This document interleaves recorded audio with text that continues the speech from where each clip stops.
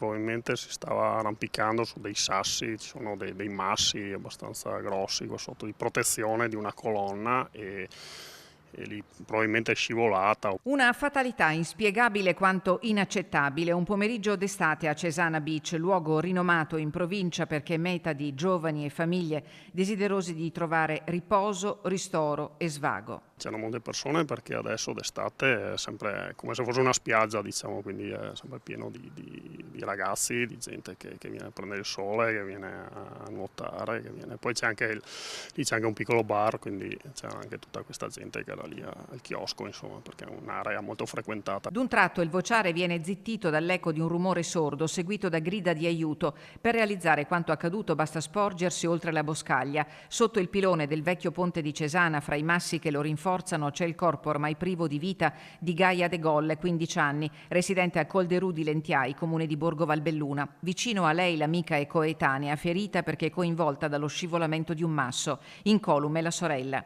I soccorsi sono fulminei, il personale del 118 arriva con ambulanze e con l'elicottero, assieme ai vigili del fuoco che con l'ausilio di cuscini di sollevamento tentano di sottrarre la giovane Gaia dalla trappola mortale. Tutto inutile. Al medico del 118 non resta che constatare il decesso della ragazzina. La mamma corre disperata, ma sopraffatta dalla scena straziante viene colta da malore e trasferita all'ospedale di Feltre.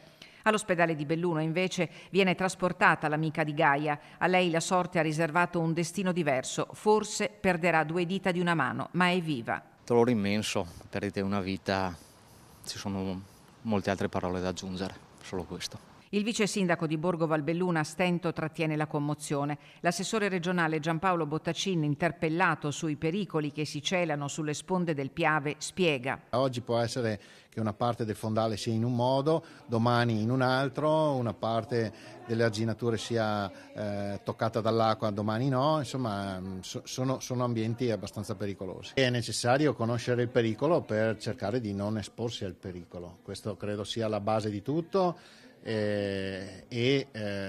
Occupandomi di sicurezza anche per motivi professionali, credo che questo sia l'aspetto più importante. Gaia De Golle frequentava l'agrario di Feltre, la ginnastica artistica la sua passione. Una famiglia, la sua, segnata dal lutto per la morte del padre pochi anni fa in seguito a malattia. Una tragedia nella tragedia. La Procura di Belluno ha aperto un fascicolo ipotizzando il reato di omicidio colposo e al momento non risultano iscrizioni nel registro degli indagati.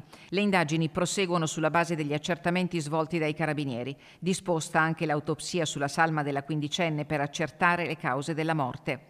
Luglio 2025, agosto 2020, pochi chilometri in linea d'aria più a nord, 5 anni fa. Un evento simile per la sua dinamica strappò alla vita Alessio Bortoluzzi, anch'egli di 15 anni, schiacciato fra 2 massi lungo la scogliera del Piave, poco sotto la cartiera di Santa Giustina.